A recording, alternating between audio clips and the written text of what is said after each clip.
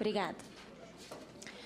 Bom, bom dia. Em primeiro lugar, gostaria de agradecer, em nome da Rede Justiça Criminal e da Justiça Global, organização de direitos humanos na qual eu sou pesquisadora, dizer que a Justiça Criminal é composta, então, pela Justiça Global, pela Associação pela Reforma Prisional, pela Conectas Direitos Humanos, Instituto de Defesa do Direito de Defesa, IDDD, o Instituto dos Defensores de Direitos Humanos, o Instituto Sou da Paz, o Instituto Terra, Trabalho e Cidadania e Pastoral Carcerária.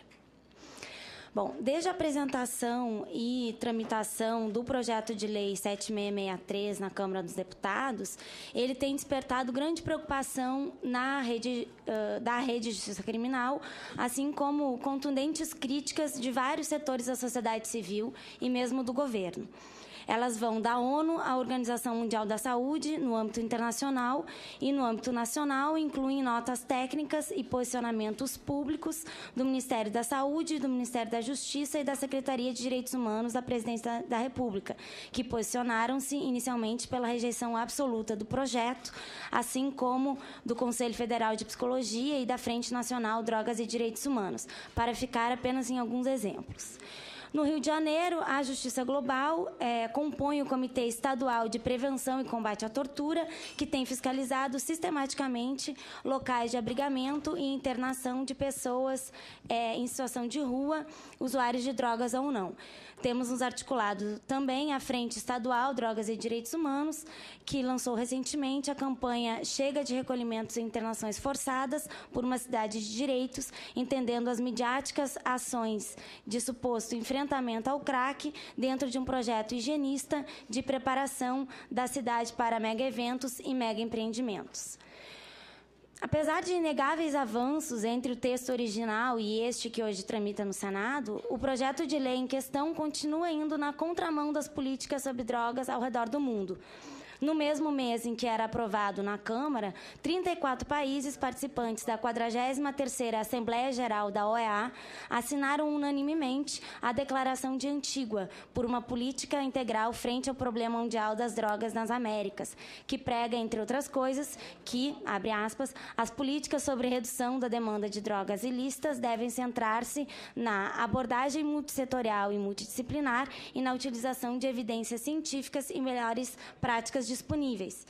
Já o PLC 37, como sabemos, insiste nas concepções de repressão e de internações como política prioritária para lidar com usuários ou dependentes químicos.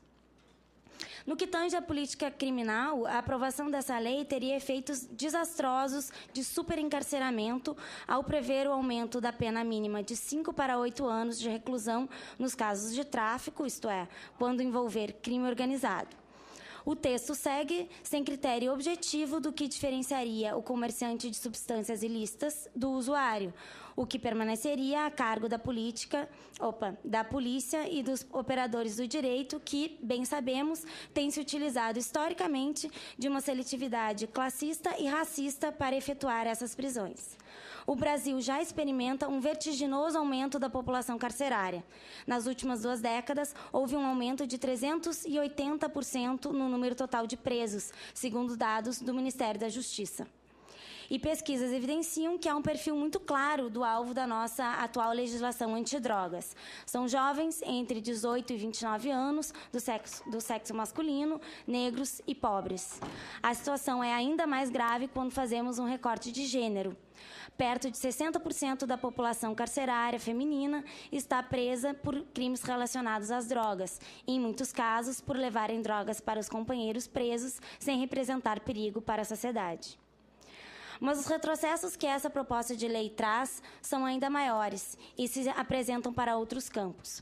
Uma das questões mais preocupantes do texto é que ele aponta como estratégia a ser priorizada a internação involuntária, com financiamento do Estado. Isso representa verdadeiro atraso na abordagem do tema no Brasil, diante das leis 11.343, de 2006, sobre drogas, e a Lei 10.216, de 2011, da reforma psiquiátrica. Esta, em seu artigo 4º, prevê internações como última opção, somente quando os recursos extra-hospitalares tiverem sido esgotados. Estes recursos materializam-se em uma rede intersetorial aberta de base territorial e comunitária, compreendendo diversas políticas públicas do SUS e do SUAS. No entanto, verificamos que esse modelo de política nunca foi totalmente implementado e que sofre com a falta de investimentos na produção de uma espécie de vácuo do Estado, que serve de justificativa para a potencialização das unidades de internação e que favorece a privatização dos serviços públicos de saúde e assistência.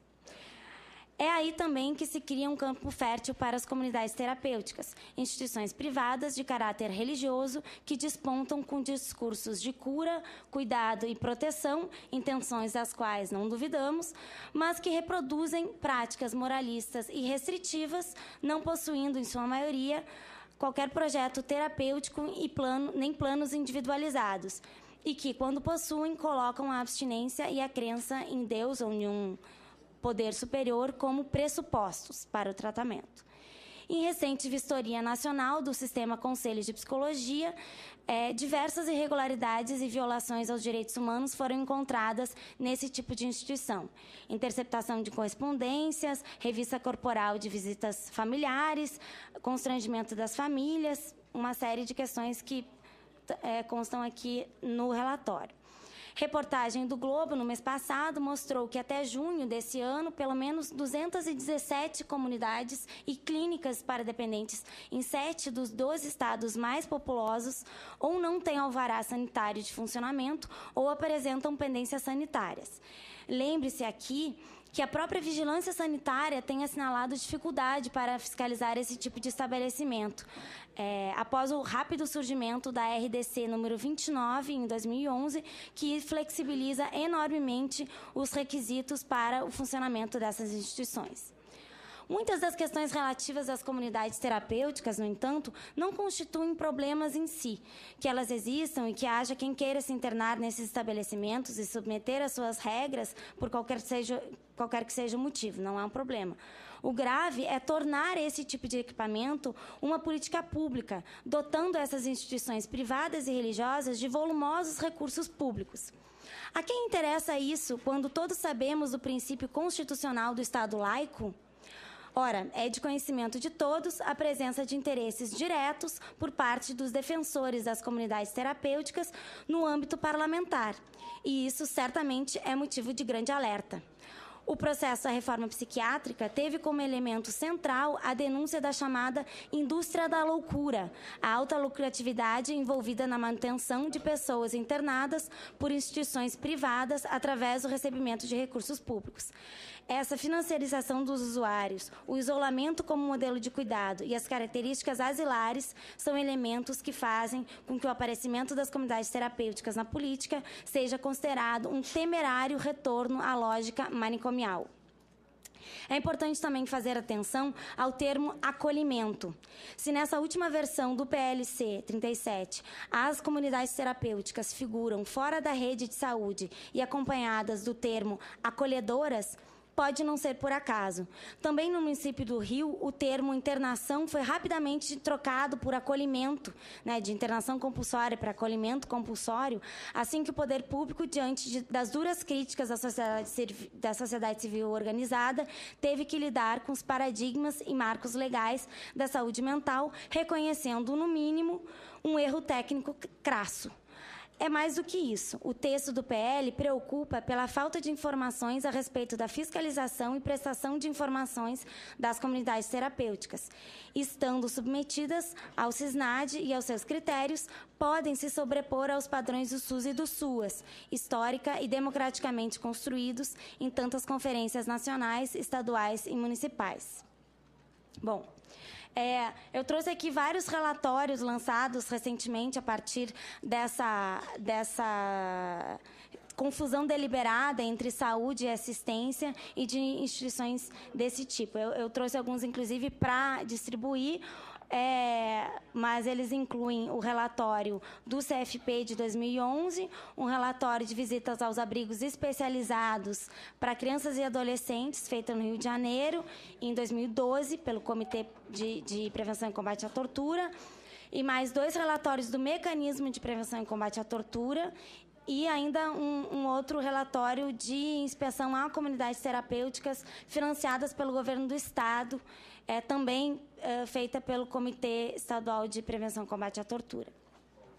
Organizações da sociedade civil que historicamente trabalham no combate à tortura e na defesa dos direitos humanos, assim como a ONU, têm produzido ao longo dos anos vasto conhecimento e material sobre esse assunto, apontando que todo estabelecimento de privação ou restrição de liberdade é já um local que favorece a prática da tortura e de maus tratos. Evidentemente, isso se agrava quando adicionados os elementos de localização isolada e difícil acesso. A Justiça Global atua há 15 anos no campo da violência institucional e inclui monitoramento e fiscalização de local e privação de liberdade de caráter asilar, a produção de relatórios e denúncias internacionais de casos emblemáticos à Corte Interamericana, como foi o caso Damião Ximenes Lopes. Aos 30 anos de idade, Damião Ximenes foi torturado e assassinado em 4 dias de internação em outubro de 99, quando estava internado na Casa de Repouso Guararapes, conveniada na época ao SUS, já vou concluir, em Sobral, no Ceará. Esse foi o primeiro caso contra o Brasil na Corte Interamericana, o primeiro a abordar a questão da saúde mental e também a primeira condenação do Estado nessa corte, em 2006. Trata-se de um marco importante no processo da reforma psiquiátrica, tendo sido incluída na sentença a implementação de formação continuada de trabalhadores de saúde mental segundo padrões internacionais. Seguimos monitorando o cumprimento dessa sentença. Com a aprovação de uma lei que prevê, na contramão da lógica antimanicomial, a proliferação de estabelecimentos de internação e acolhimento involuntários, fica evidentemente aumentada a possibilidade de ocorrerem outros casos trágicos, como o de Damião Ximenes, e a consequente sujeição do Estado brasileiro a novas condenações.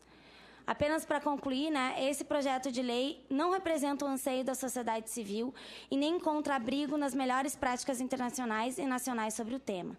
No processo de tramitação do projeto, não podem ser ignoradas considerações estatísticas, técnicas, científicas e jurídicas que devem guiar qualquer construção de política pública. A loucura, o sofrimento psíquico e a dependência não se tratam com segregação. Propostas como essa não podem ser admitidas.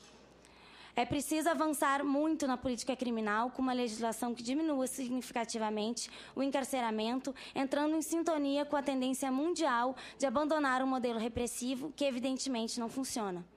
É preciso caminhar, de uma vez por todas, na direção de uma política sobre drogas pautada pelo paradigma do cuidado e dos direitos humanos. Obrigada e desculpa me estender no tempo.